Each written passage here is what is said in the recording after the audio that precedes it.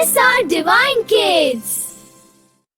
નમસ્તે મિત્રો, આજે આપણે જાણશું ભગવાન રામની સુંદર વાર્તા.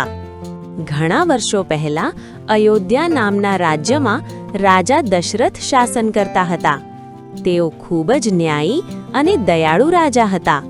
પણ તેમને એક દુઃખ હતું કે તેમને સંતાન ન હતું. એક દિવસ તેમણે યજ્ઞ કરાવ્યો અને થોડા સમય પછી તેમને 4 પુત્રો થયા.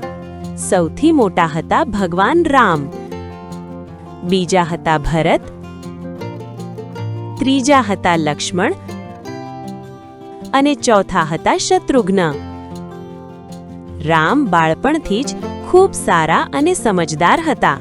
તેઓ હંમેશા સત્ય બોલતા, વડીલોનો માન રાખતા અને ગરીબોની મદદ કરતા.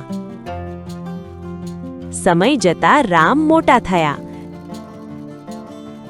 તેઓ એક બહાદુર અને સારા રાજકુમાર બન્યા. રાજા દશરથે વિચાર્યું કે હવે રામને રાજા બનાવવો જોઈએ.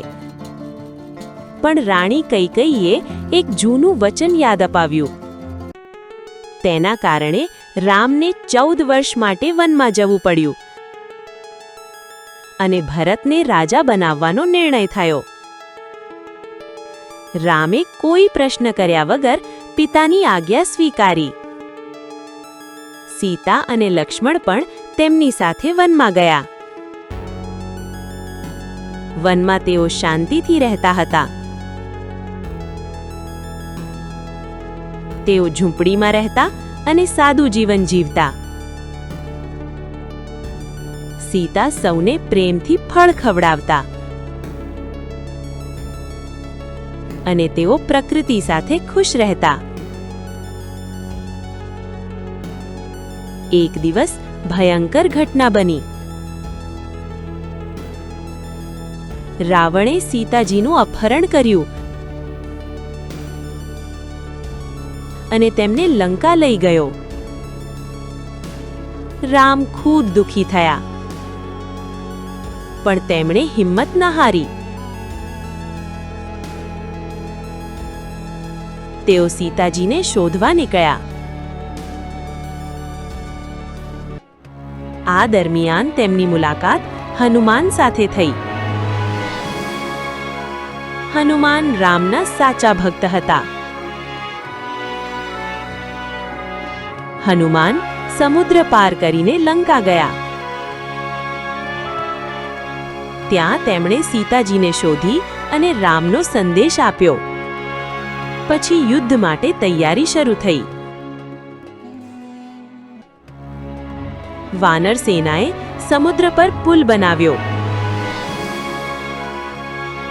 જેને રામ સેતુ કહેવામાં આવે છે. પછી રામ અને રાવણ વચ્ચે યુદ્ધ થયું અને અંતે રામે રાવણને હરાવ્યો અને સીતાજીને બચાવી. પછી રામ અને સીતા ફરી મળ્યા. રામ અયોધ્યાના રાજા બન્યા. તેમણે ન્યાય અને સત્યથી રાજ કર્યું અને બધા લોકો ખુશ રહ્યા. આ જ કારણ છે કે આપણે રામનવમી ઉજવીએ છીએ. ભગવાન રામ આપણને સત્ય અને સારા માર્ગ શીખવે છે. બાળકો, આ વાર્તા પરથી આપણને શું શીખવા મળ્યું? સત્યનો માર્ગ અપનાવો, વચન પાળો અને સારા કામ કરો. મિત્રો, તમને વાર્તા ગમી? તો લાઈક કરો, શેર કરો અને સબસ્ક્રાઇબ કરવાનું ભૂલતા નહીં.